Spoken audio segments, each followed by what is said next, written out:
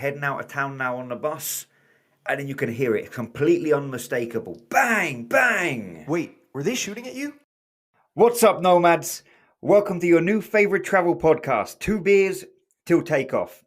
The podcast that delivers expert knowledge, the information you won't get in your guidebook, and a story that's guaranteed to make you say, what the fuck, or your money back. Sid, you know our episodes are free, right?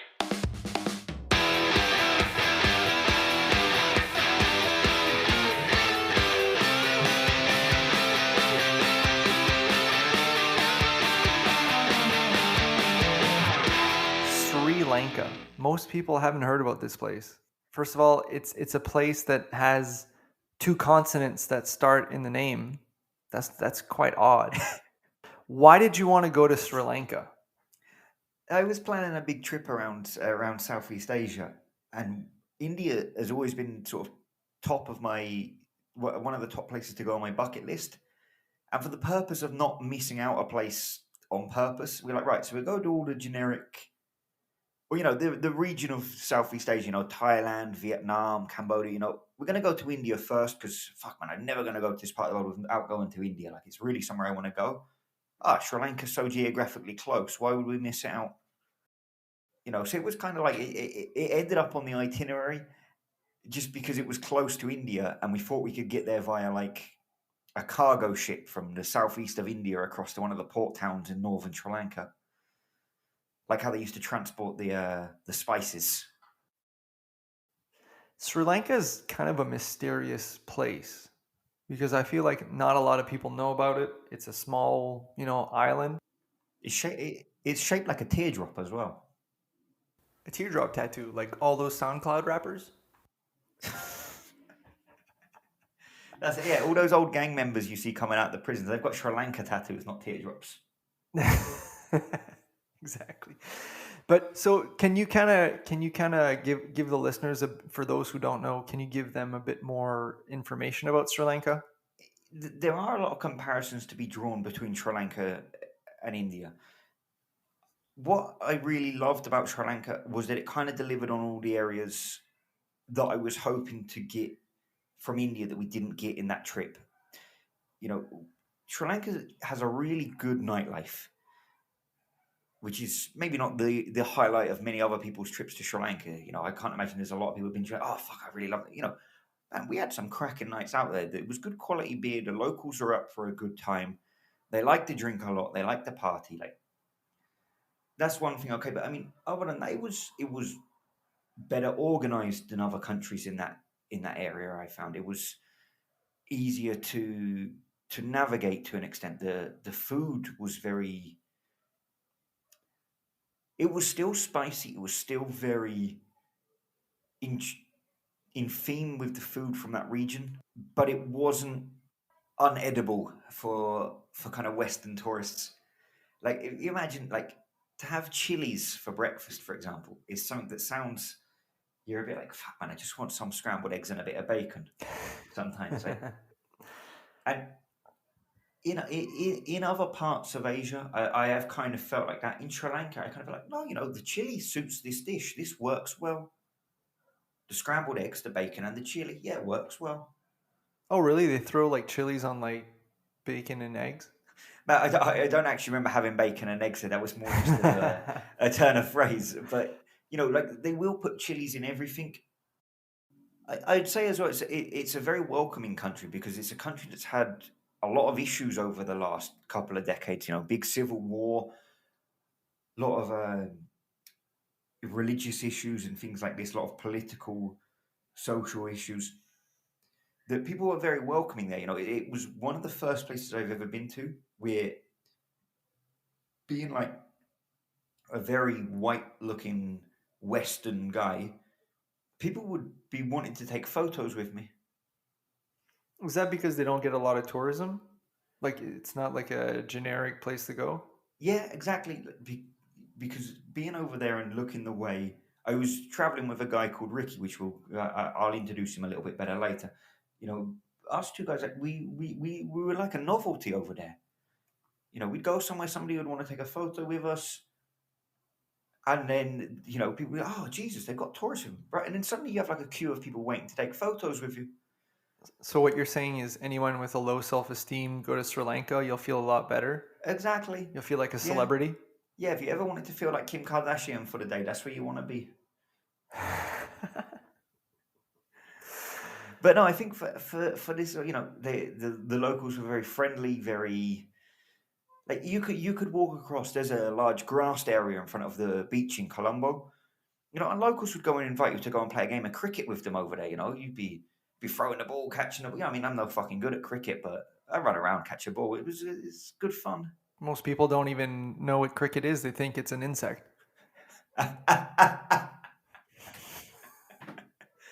You're just assuming the bulk of our listeners aren't from Sri Lanka now. But yeah, we were playing this game based around insects, and it didn't even just finish there. Like, do you know what a tuk-tuk is? Yeah, of course. But for people that don't know, it's like a rickshaw. Well, for us, a rickshaw is like a bicycle. A tuk-tuk it's like a moped or a motorbike kitted out, to become a tricycle. So it's got an engine, but it's one wheel on the front, easy drive. We got one home from the bar one night. And obviously, when I say bar, I mean like, fuck, I've been drinking, yeah? I said to the guy, like, look, I'll give you an extra $5 if you let me drive it home. And the guy let me drive it. Could you imagine trying to do that in like London or Toronto or New York to the taxi driver or however you get home? Yeah, $5 and you let me drive it. Man, the guy was like, yeah, those are the things. Those are the controls. And I was like, rum, rum, rum, rum, rum.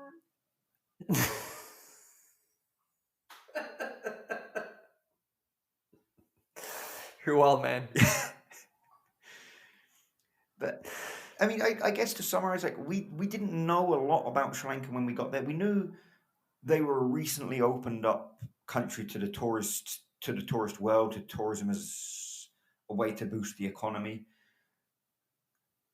We knew about Colombo as the capital. We knew elephants were a big thing there. They've got a lot of elephants. Elephant orphanage, right? The elephants pet the elephants, play with the elephants, stroke the elephants. We didn't know a lot more about that until after we'd already booked it. Top 5. So today's top 5 is going to be a top 5 of things to do in Sri Lanka. Number 5, we go in the Temple of the Tooth. What? I like it because it's a slightly ungeneric reason for a temple. It's exactly that. It's a temple built for the sake of guarding a tooth. Is it like a dentist sanctuary? Yeah, man. You can go in and get the plaque taken off in the queue and things like that. It was Sponsored by Listerine. Get the braces readjusted. Yeah, any place. Pearly whites. So what's so good about the Temple of the Tooth? It's like it's a fascinating old building. It's one of many UNESCO World Heritage Sites now. And it was the city that it's based in was the last city of the Sri Lankan monarchy. And it was basically whoever was the owner of this tooth, or what's known as the relic of the tooth, was the leader of the country.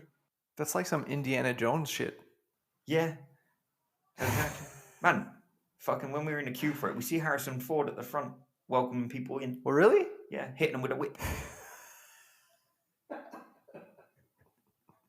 But no, so it's like, but the thing is, these days you can't actually see the tooth, which is why it's ranked down at number. There seems to be some confusion about what you can actually see.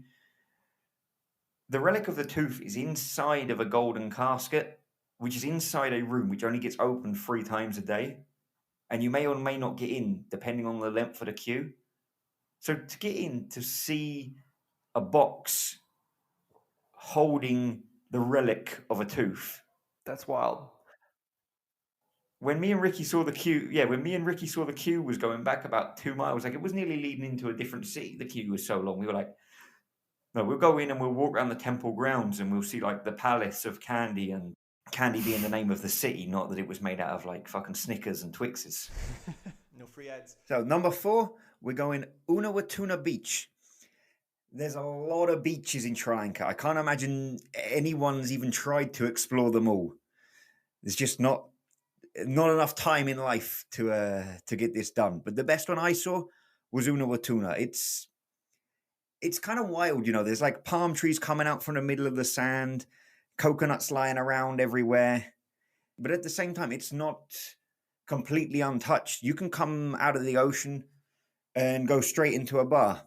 There's a few places to eat and drink around there. You got restaurants with it. So from the sounds of it, it's not a deserted beach, but you still have space to, play catch or something. Yeah, man, you could play anything you want down there. It's a beautiful beach with the balance of tourism.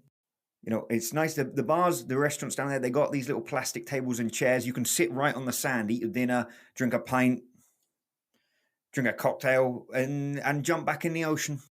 Lovely, lovely temperature of the water. It's like swimming in a bath, you know. I like that. I'm sold.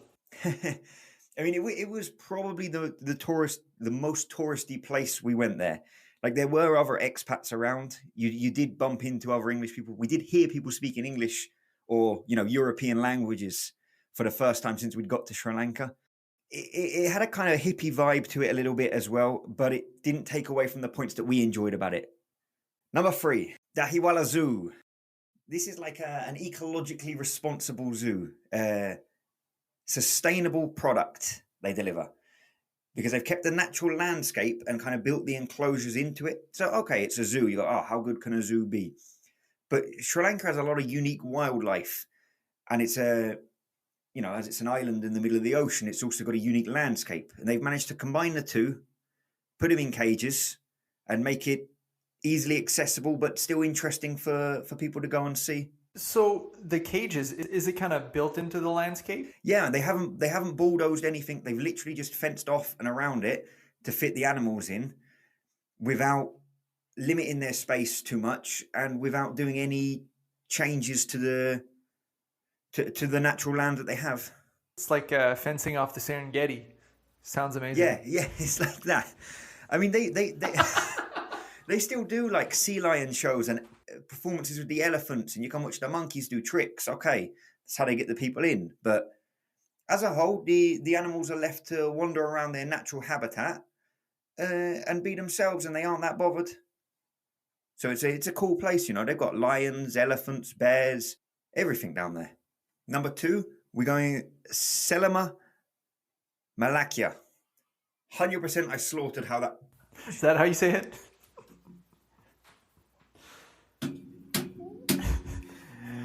100% I slaughtered how that was supposed to be said, but we're sticking with it. Stick the landing.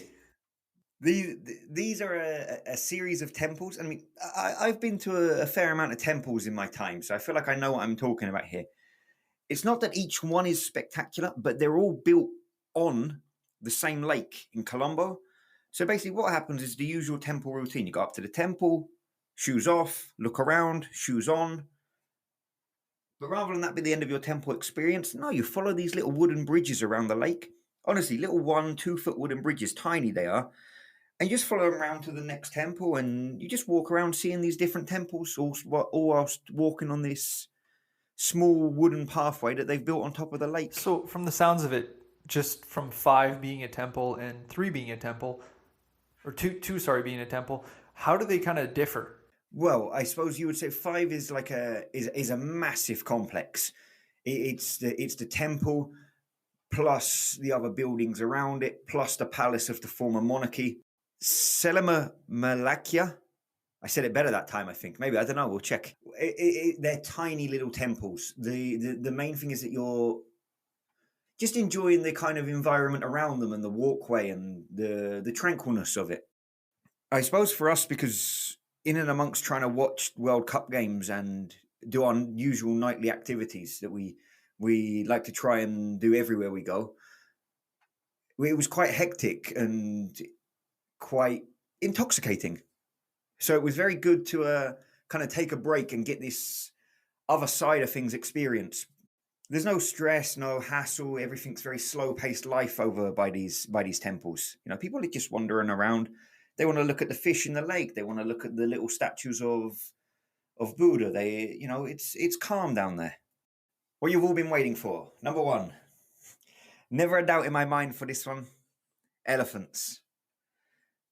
it's you can go to the elephant orphanage, pet the elephants, play with the elephants, stroke the elephants. It's elephant mad over there, And I have to say to you, fuck going to the orphanages. I don't know why people are so big on that. No, when we got there, we met this guy in a tuk-tuk, and he was like, "Oh yeah, you want to?" We said to him, "Oh, we want to see the elephants." He's like, "No, you don't want to see the elephants. You want to ride the elephants." Like, "Oh, that sounds good. Yeah, we want to ride the elephants. You're right." So we got in his tuk-tuk, and he pulled up to this field. A couple guys approached us. These giant bamboo sticks, little pointy objects on the end, kind of like a spear, I guess. They were using them to try and kind of manipulate the elephant's movements, try and keep control of them. And mahouts, they were called. That was their job title. They were mahouts, people that look after elephants. And so we agreed with them a price, and they give us this half a coconut each, me and Ricky.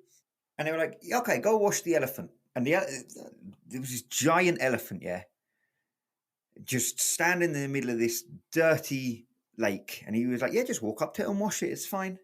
Jesus, okay. I wasn't really expecting to do this today, but okay. So we're scrubbing away on this elephant, and he was like, "Okay, very good, very good. Elephant clean now." So you're working now for this guy. Yeah, man. We were cleaning his livestock. Still waiting for my pay packet on that one.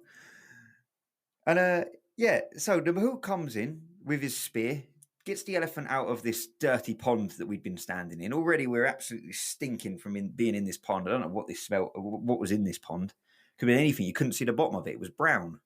So we climb on this elephant, and this is a budget operation. This is not legit. There's no way this was an official company or anything. I'm not even sure if it's legal to ride elephants. This was a guy and his friend that had a couple of elephants, access to a pond, and a small area of land. They had a dream, man, and they realized that dream. This is the famous become Sri Lankan mahouts. dream. The famous Sri Lankan dream that generations have been working towards. So, anyway, budget operation. There's no saddle. We're riding this elephant bareback. Is that picture you sent me where you had a Chicago Bears jersey on? Yeah, man. I was the only guy in the field with a Bears jersey on that day. You were probably the only guy in the whole continent of Asia with the Chicago Bears jersey. Oh, especially during the Cutler era, Jesus. So we get on this bareback elephant. Right, and I tell you, if the pond smelt bad, the elephant actually smelt worse after we cleaned it in the pond. The shorts that I had on that day, I had to wash them 4 or 5 times just to get the stink out. It was awful. But there we were, man, rocking around, going up this mud dirt track through this field. No signposts, nothing around us, no idea where we are or what we're going. The mahout's kind of around, not really that bothered.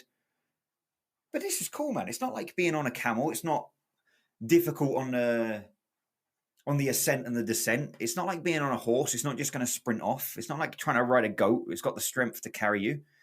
Like, this was great. Just walking around this field on an elephant. I felt like a real modern day Aladdin.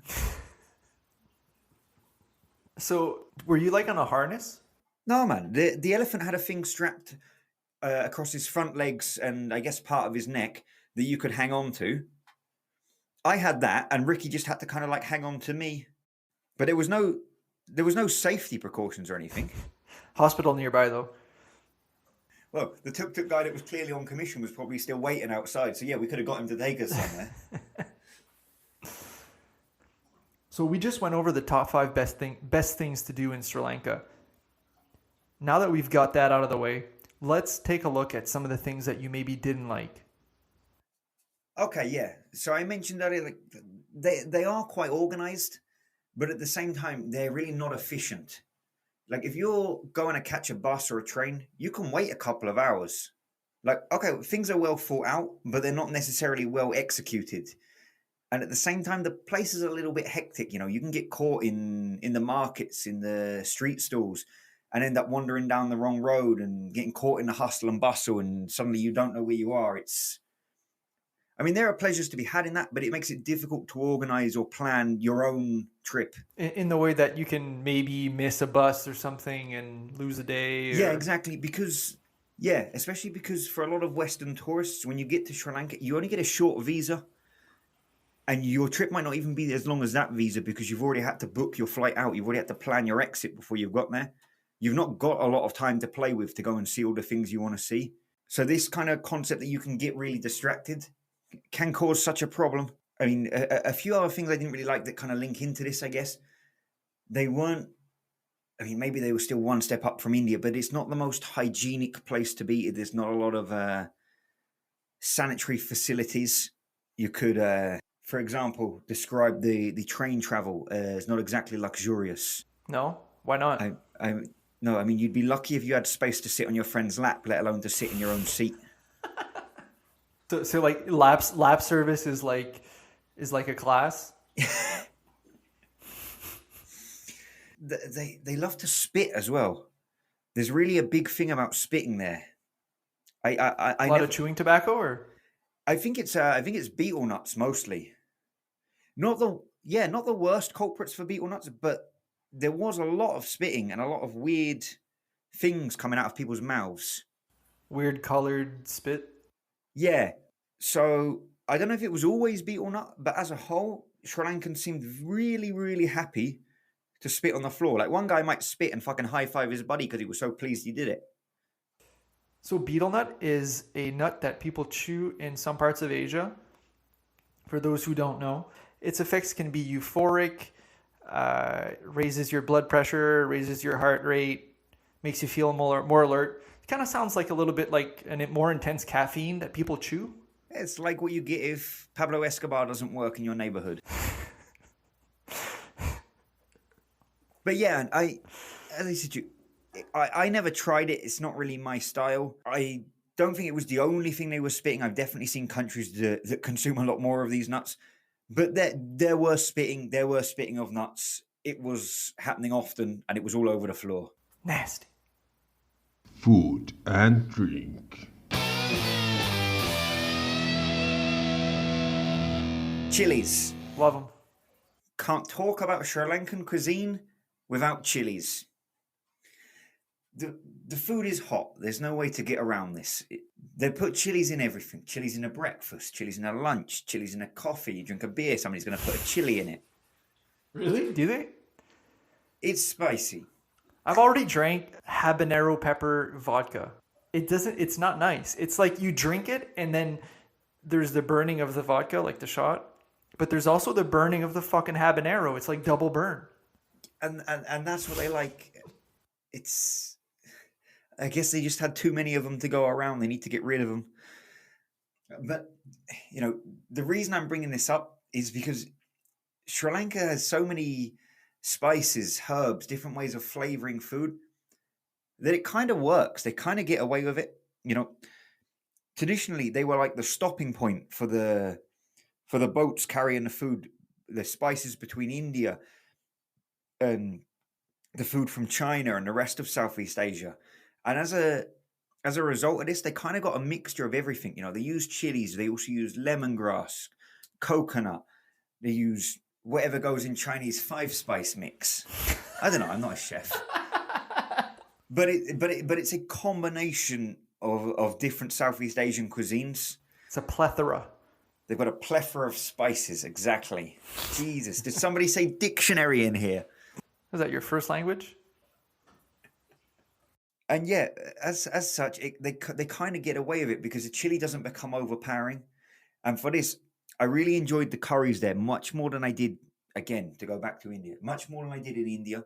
They get away with putting chilies in breakfast, I mean, I'm a scrambled eggs and bacon kind of guy for breakfast. So I'd go scrambled eggs, bacon, and chili to fit in with the locals. And it would work. Yeah. I'd try it.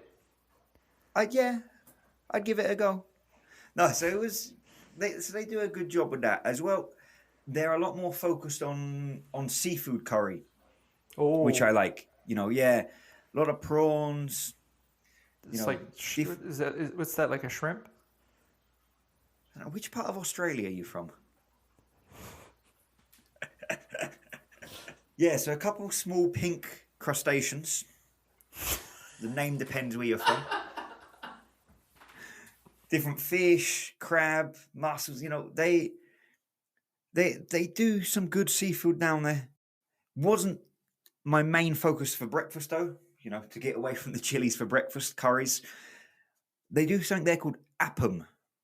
Probably a little bit like the temples on the water. Not sure I pronounced that very well. But it's like coconut pancakes. Okay. Pancakes made coconut, flash fried, thin little pancakes. And they're good just to get you up and going for the day, like a light breakfast. And you can get them from everywhere. There's a lot of street sellers just standing there. Big pot of boiling hot oil. Throw the pancakes in, take them out. Boom, you're ready to go. I'm going to give a bonus point to Sri Lanka as well, because they serve beef. Oh. You could get a beef curry. You could get some chili beef. You could go to TGI Fridays and get a beef steak. Mozzarella stick starters, the full works. So what's the loophole that they can and India can't? I guess the loophole has been to do with the diversity of different religions. They've got larger portions of the different major religions, and they've kind of had to be more flexible with it. Okay. That's interesting. So do you think Indians would if ever they're dying for a steak, they'll just go on vacation in Sri Lanka? Yeah, they probably sneak down, with the glasses and the mustache at the airport, so nobody knows they're running off for the weekend. Because man, after we'd been there for a little bit of time, we were dying for a steak, so it was great that Sri Lanka could deliver that. That's good to know for travelers, right? If you're dying for a steak, just take a detour to Sri Lanka. Yeah, of course. I know we're in the vegetarian vegan era. People are very cautious about this kind of stuff, but for those of us that still do like a steak, it's good to know. Moving more to the drink side of things, Sri Lanka was an absolute sleeper in terms of alcoholic beverages. I did not expect it to deliver what it did. The national beer is called Lion.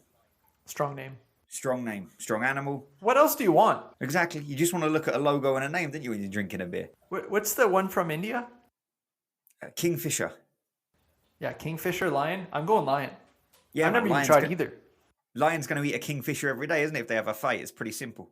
But no, man, it was good, refreshing. It had some character to it. Yeah, so we used to frequent this bar up in Colombo called the Tap House, and you could get a 2-liter tower of Lion, and it was like €4 or something like this. It was such a good price. And imagine walking around the bar with a tower. You feel like the Don. You feel like the boss of the place.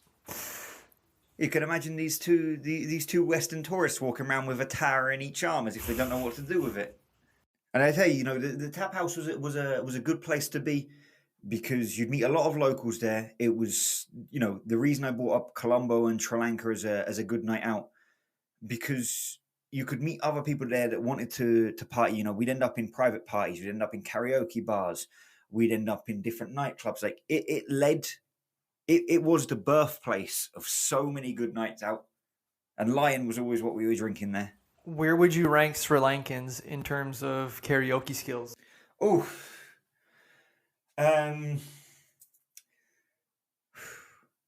somewhere in the top 12. Yeah, I'd be honest, there was a few of them, they could belt out a pretty good ballad. But when me and Ricky got on and we did Wham, Wake Me Up Before You Go, we bought the house down. They'd never seen anything like it. You got a record deal from this trip. And as well as good beer, the other thing they did well is the local spirit. Okay, everybody does their local spirit well in theory. But there it's called Arak. It's the country? Close enough. Spelt with an A. It's fermented coconuts. As you guess, they do a lot with coconuts. Coconuts are a big part of life there. And it's not like local liquor that you feel like, oh Jesus, this is going to make me go blind. This is going to put hairs on my chest. This had a bit of character, had a bit of taste to it.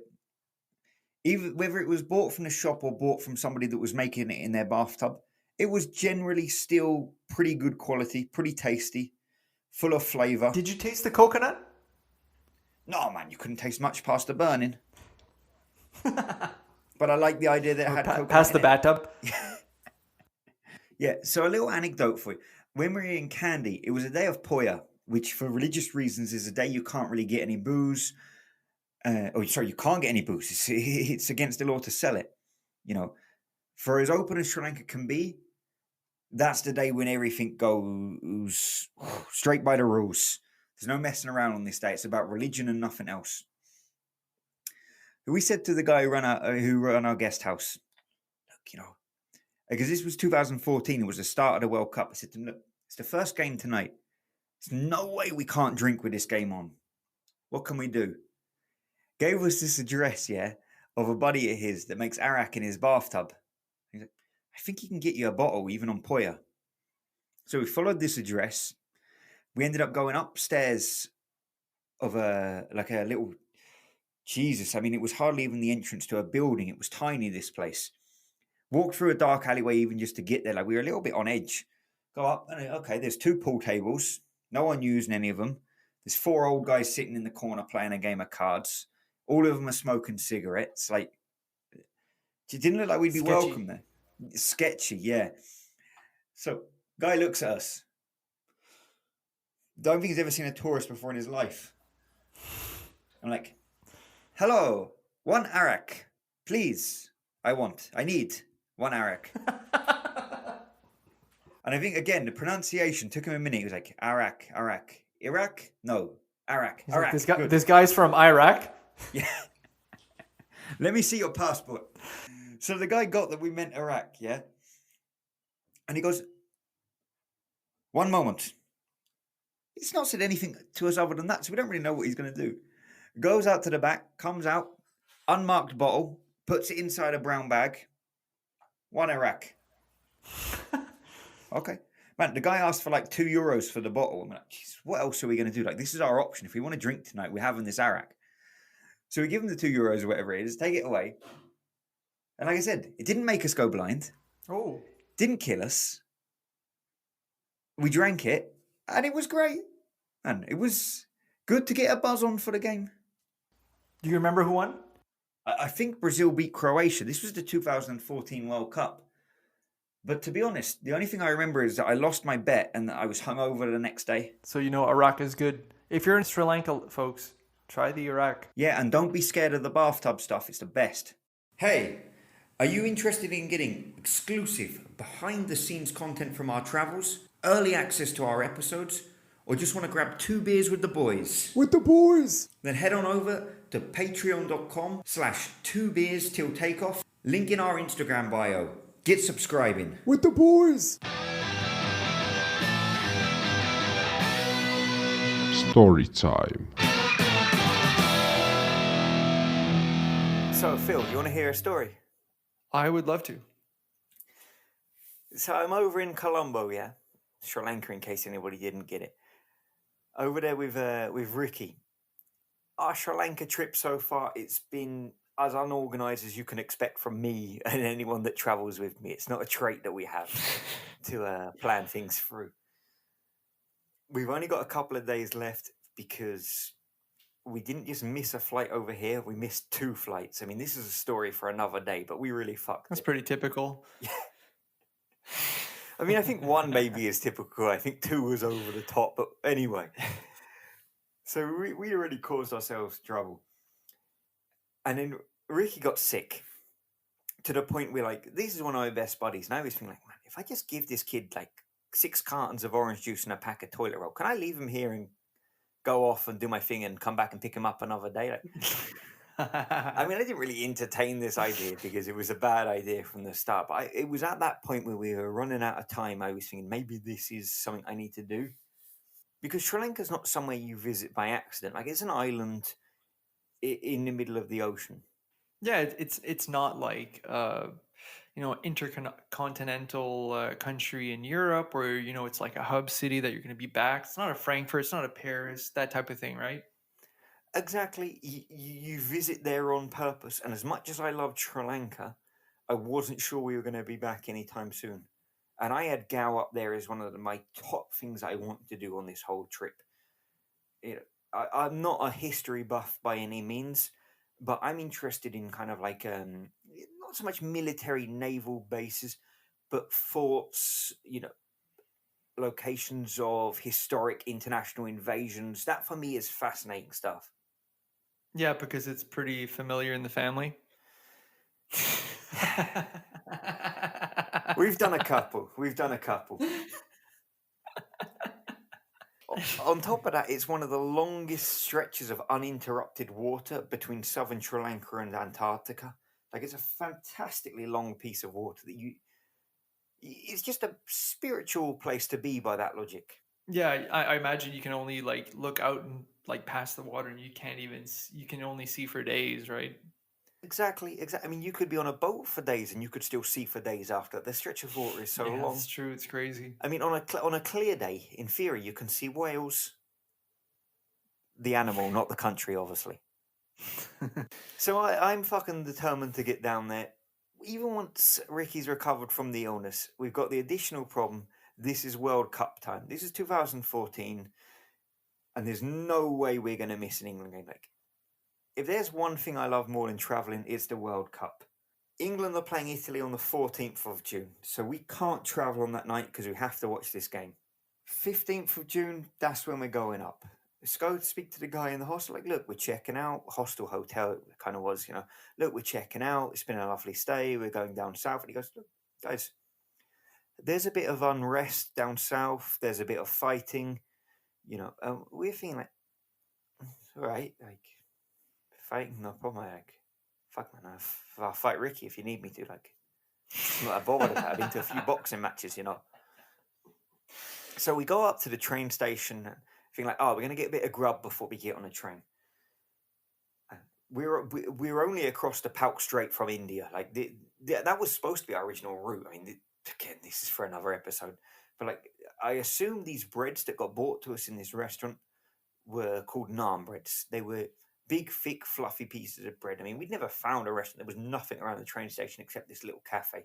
Plastic stools, little plastic table, and fucking tray after tray after tray of naan bread. And you can dip it in any which sauce you want. It sounds like my wet dream. Might have been. I mean, you'd have to fill me in on this, but maybe your wet dream, every one of these sauces was made of chilies. Maybe that's just a Sri Lankan theme, but, I'd like to know. So we picked this, for us it's more like a starter to eat a bit of bread with some sauce, but okay, so we jump on a train, man. This train, it's a clackety old train, You can hear every rotation of the wheels. The track's never been changed since the day they were laid, There's probably like that old smell in it, like the old trains that you go to, like in some parts of Asia, right? Where you can smell other people's shoes. It's pretty much the smell I would give it, yeah. No, it wasn't as bad as that, but it was an old school train, but the saving point was that the scenery was absolutely sensational. It was like the tracks were basically along the sand. You could hear the waves, the ocean crashing in. You could see the palm trees. You could see, the color of the beach. There was nothing interrupting the view. It was just perfection. I've never been in a bit of transit as pleasant as that train journey was. That didn't take away from the fact the train was moving about 6 kilometers an hour. Like, this was a slow ass fucking train, which was fine because we were enjoying ourselves. We got lucky with the seats, obviously, with that view. But, chugging along. A couple of hours later, what had been afternoon turns into evening, and suddenly it's pitch black, and we stop in the middle of nowhere. And there's a lot of commotion about the fact we stop. And I mean, we'd picked up a rule a few stops ago. Like, if the locals are panicking, you have a reason to be worried. If the locals aren't panicking, stay calm. It's normal. Whatever you think of it, fuck it. It's normal. It's a good rule of thumb. It's a great rule of thumb. The locals were up in sorts. A lot of them had already left the train. Maybe 20-30% of the train had already left. And we think like, geez, this is really strange. Like, we're in the middle of nowhere. Just looking out the window, trying to duck around and stuff. And I could see in the distance there were some lights as if it looked like a station. And I was thinking like, okay, there's a station up there. And the train guard came through. It'd been about half an hour now we were stuck here. Come through, he shouted something. We had no idea what he was saying. He was talking in Sri Lankan. There wasn't a lot of tourists around. probably wasn't even that many English speakers around. We definitely not heard any on the train. And we started moving again, but only as far as the station. It was a couple of 100 meters up the track. Boom, the brakes go on again. And next thing you know, another 50, 60% of the train to get off. Man, we were looking at it now like this, wherever we are, we never found out where this was. This little station, this little village, if 50, 60% of the train got off, that would have filled this village. That was more than the population of this village. That was an insane amount of people to get off. They had no reason to get off here. They weren't. It's just kind of weird. Exactly. They weren't all getting onto buses, onto taxis, walking somewhere. You know, some of them were just in and amongst the station, but they'd all left the carriage.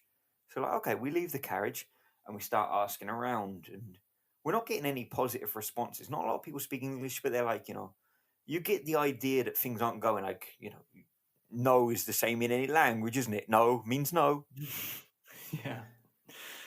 So I finally meet this guy who speaks English, and he pretty much clears it up for us. And he goes, look, a couple of kilometers down the track, it's religious warfare. No. And when the guy said to us fighting earlier in the hotel, we knew he didn't mean like two guys fighting over whose turn it was to pay the bar tab. We knew there was some issue, but religious warfare. And we're like, okay, you want to like expand? You want to tell me a bit more about this? Like, we don't have this in England. At least I don't know if we have this in England. And you guys only have that around like football teams, right? Exactly. And he was like, yeah, it's football hooligans, but like thousands of them in one village with no game happening.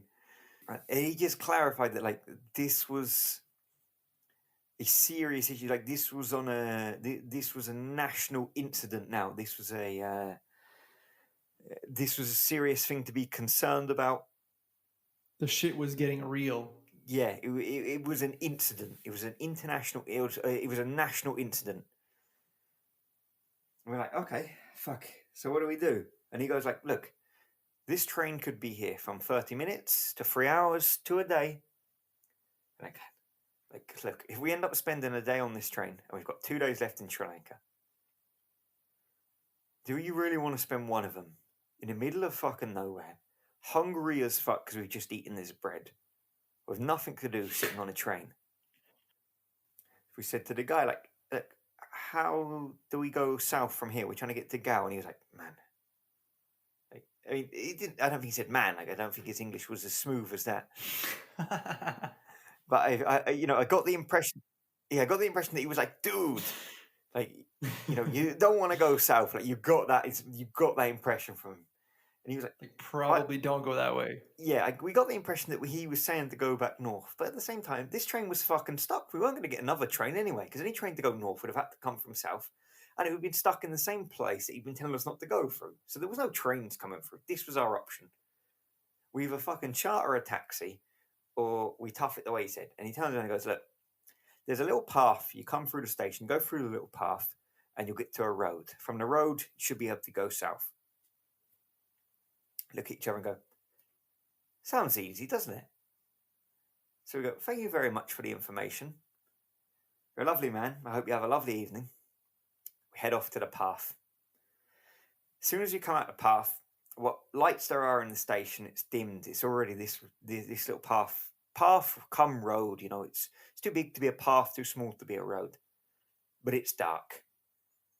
And we look, it looks like an abandoned market. Like, I don't want to say it was abandoned because it was probably just used much earlier in the day. But it looked abandoned in the fact that there was no people around. Like, it was a lot of stall after stall after stall. But they were like cheap metalwork. It was mostly sellotaped together. Some of the more permanent stands, maybe they were welded. But most of this was just fucking sellotape and chipboard. And then you can see the wares, you can see the merchandise.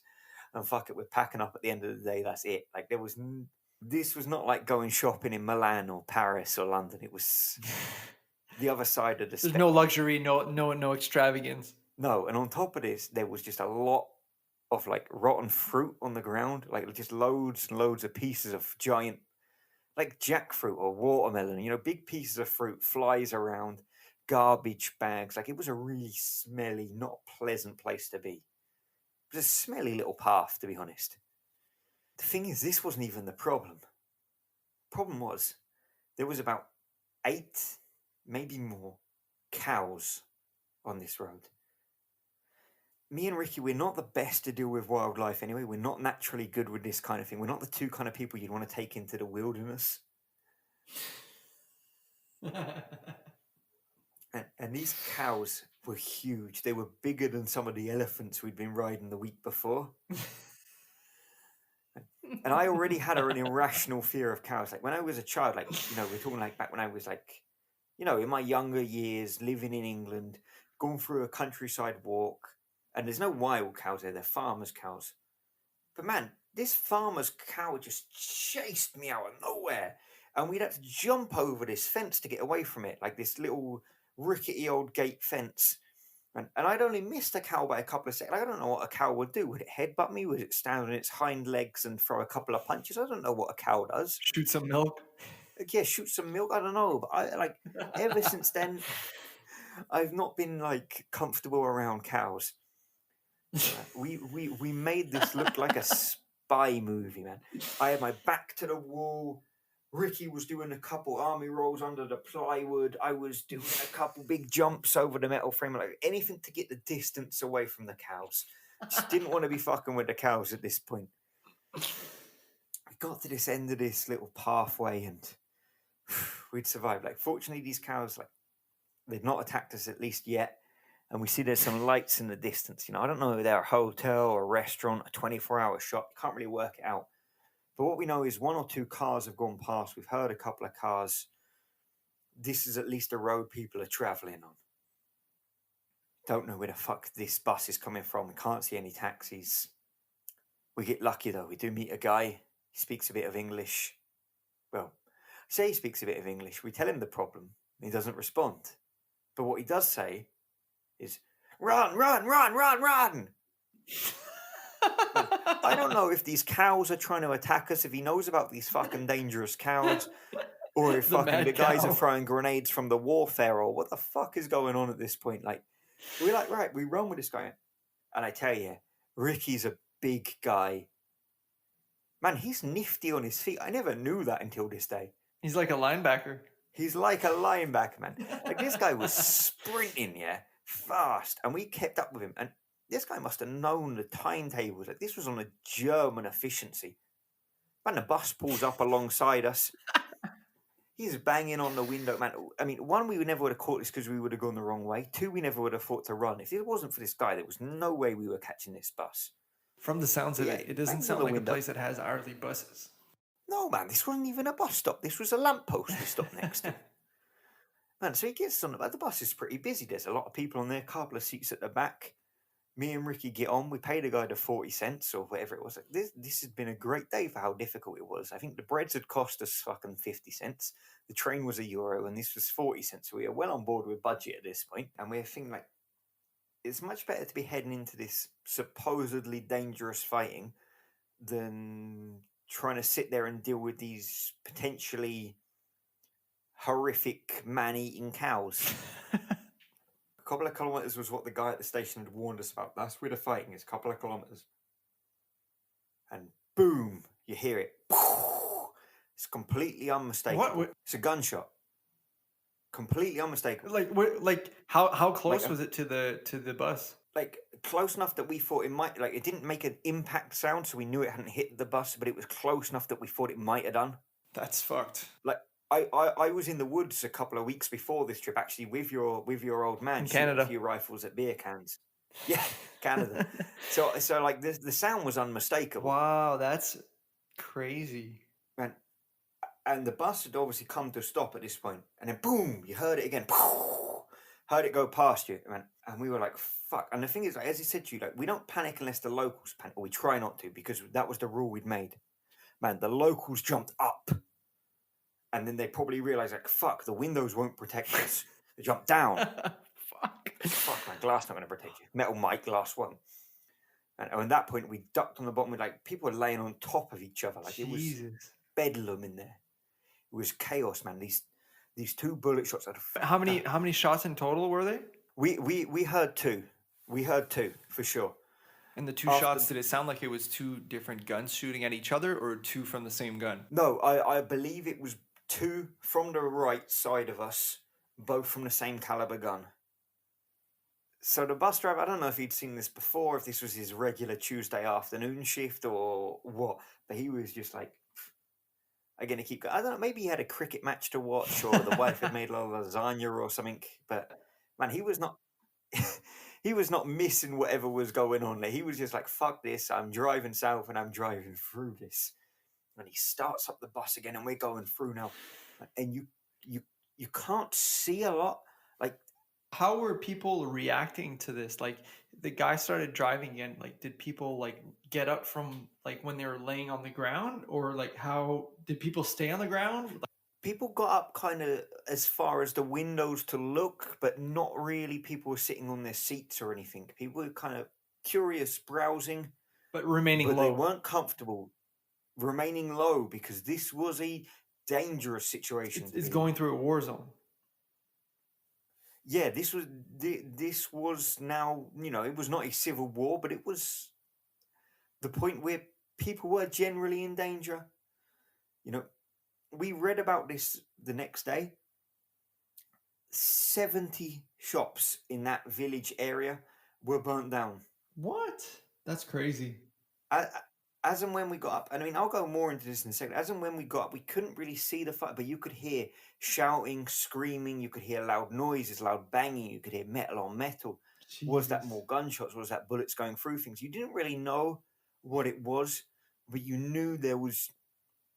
I mean, drama is an understatement. I mean, people's lives are at stake either side of this bus. On the little side roads coming off of this bus, off of this road we were going down. That's terrible.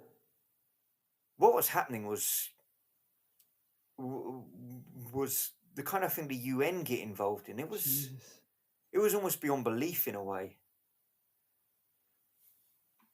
And yet this bus driver carried on, keen to get home to his lasagna. Yeah, you don't want to upset the wife, do you? You know as well as me, the last thing you do is upset the wife. Fuck, I take a bullet in the knee before I upset the wife. Is lasagna big in Sri Lanka?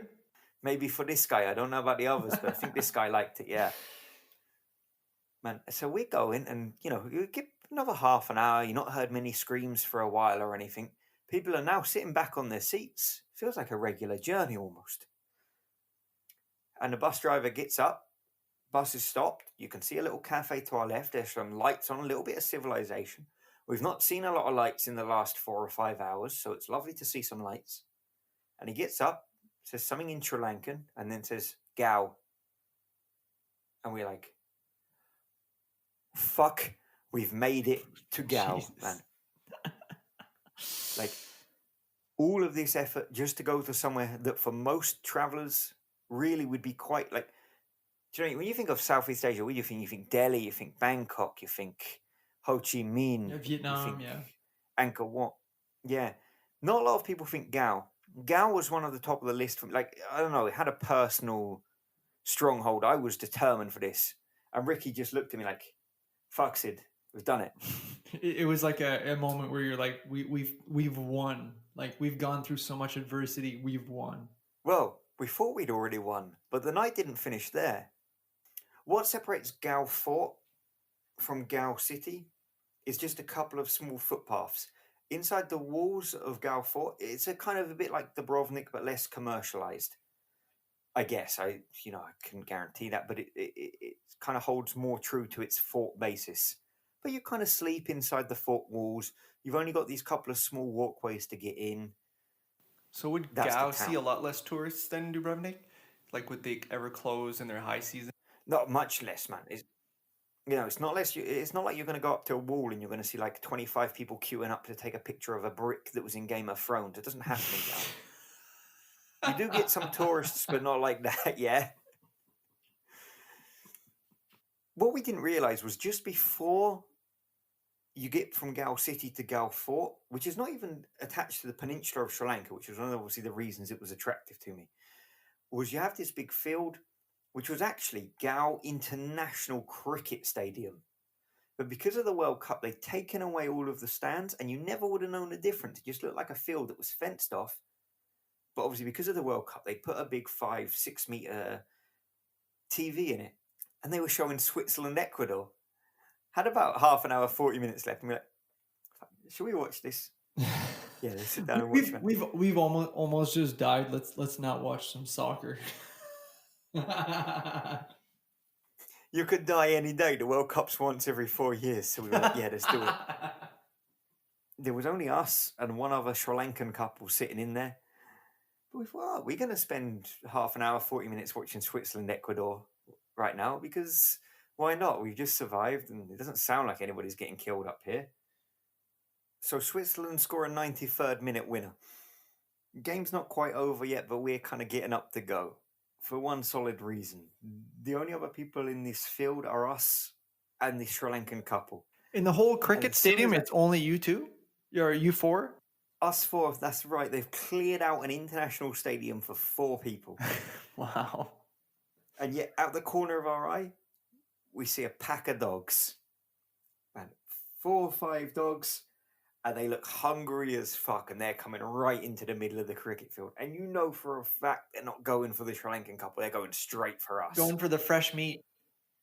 Exactly. They can smell us by our swim trunks or something like that. They know who to look for. But one thing that, like, if you'd have been like, oh yeah, Phil, like, so I was in Sri Lanka and I got attacked by these wild, and I would have completed the sentence, I would have been like, tigers, elephants, but instead on this story, you've been attacked by livestock and dogs.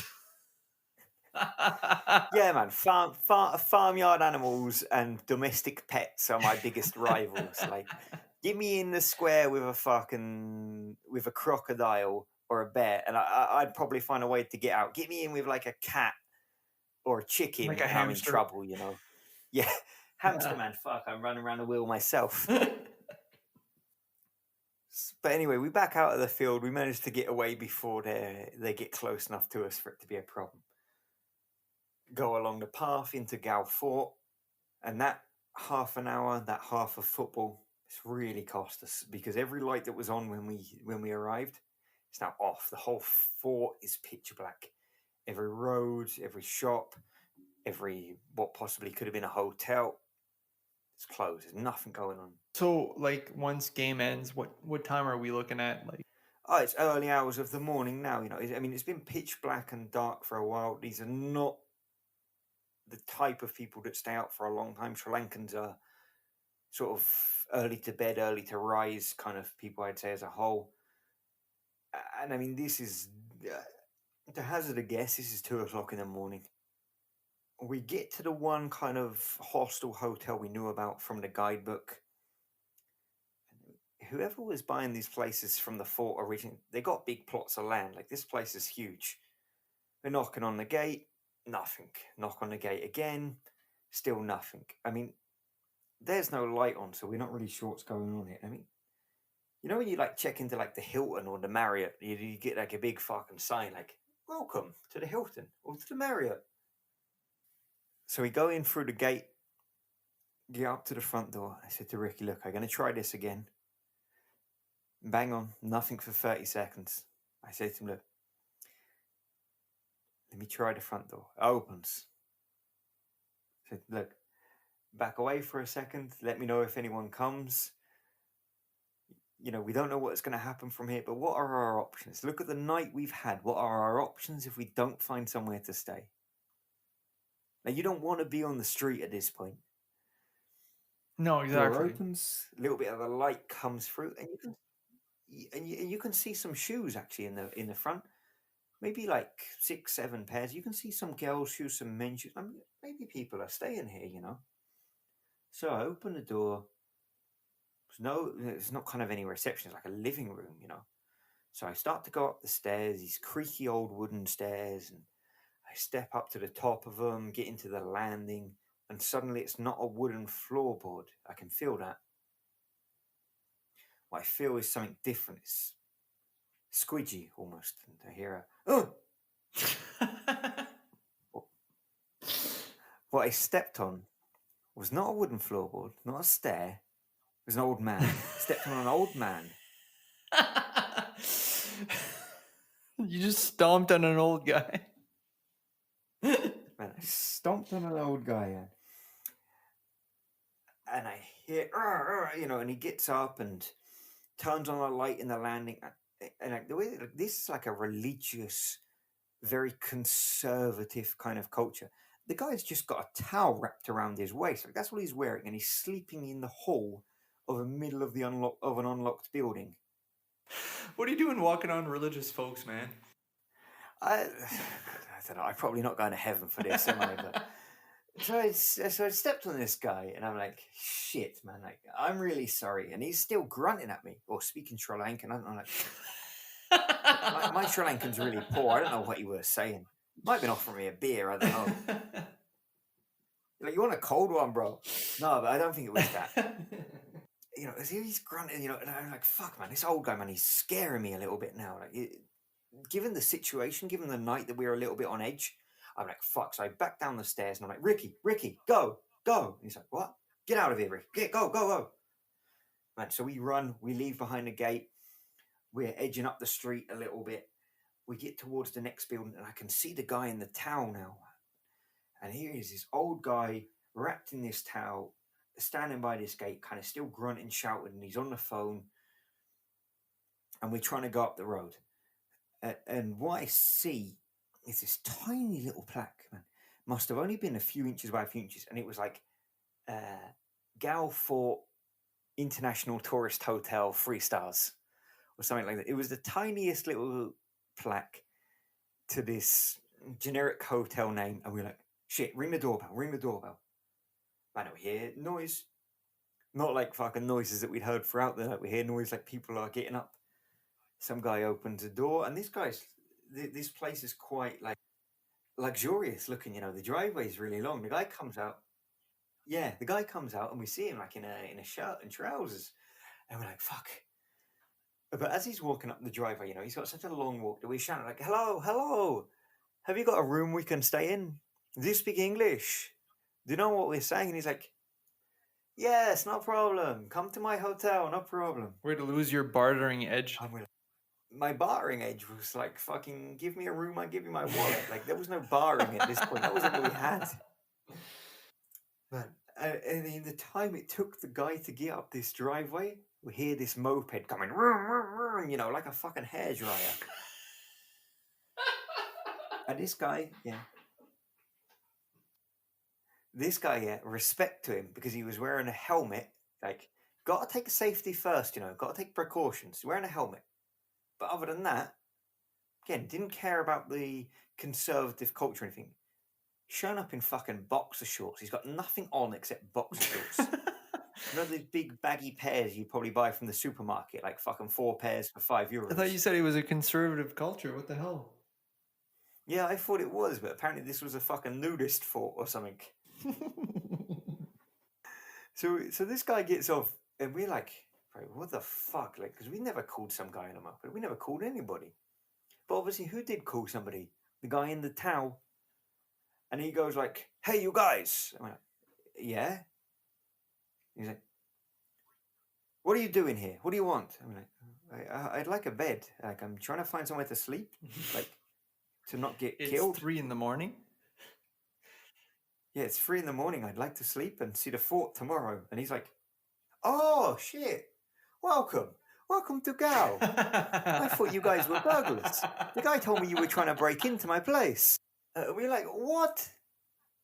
Man, we just want somewhere to stay. Like, we never tried to break in anywhere. I just want a bed. And the guy was like, oh, no problem. We have so many beds. So nice hotel. And we're like, the guy at this point had opened the gate. We're like, man, we've already negotiated with this guy to go stay at his place. Like, I appreciate that you've shown up without putting your pajamas on.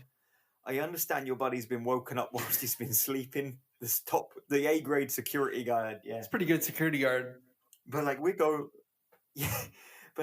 with this guy now. I mean, like the hotel was clutch. It was really classy. It was just what we would have slept fucking anywhere at that point, but we just needed somewhere. And I'm glad we did, because God knows what would have happened if we'd have stayed outside that night. Like, I don't think the town was dangerous, but who knows how far down the fighting got. So we spoke to some guys the next morning, and it turns out the extent of this was kind of as big as we could have feared. Like, the reports were that 12 people had died. Wow. More than 90 people had been injured. What? And more than 70 and more than 70 shops had been burnt out. And this is just within the village that we'd crossed. What? This village area. Man, this Muslim Buddhist religious rivalry has apparently been a big issue since 2012, a big political movement. But this was the biggest and most severe night of the fighting between the two. That's crazy. And the repercussions of it were massive, obviously. Like, there's even a Wikipedia page just on this night now. The Wikipedia Really? page, if you look at it, it says, it says at least 4 dead. What we were told was more than that. And obviously, Wikipedia says at least. So I'm still going with it was 12. What was the date again? Just so that our people that are listening that can go check it out. 15 of June 2014. Okay, cool. That's crazy. Like that you kind of went through one of the crazier times to ever be in Sri Lanka, like in modern times anyway, right? Yeah, so this became kind of the statement night of the era for this movement. And it was crazy not just to be there at that point, it was crazy to be in the village area at that point. Like, really, anything could have happened to us. You know, Molotov cocktails, Gunshots, bullets yeah. flying around. We survived it. We got through it. We did our bit of our trip that we planned. I got to see Gal as I'd always dreamt of seeing. And we managed to get back without getting scarred. The Two Beers Till Takeoff podcast is performed and edited by Phil and Sid. If you liked what you've heard on this podcast, we'd greatly appreciate you leaving us a review and a comment. Follow us on our Facebook, Instagram, and YouTube pages at 2 Beers Till Takeoff, 2 being the number 2, for additional content.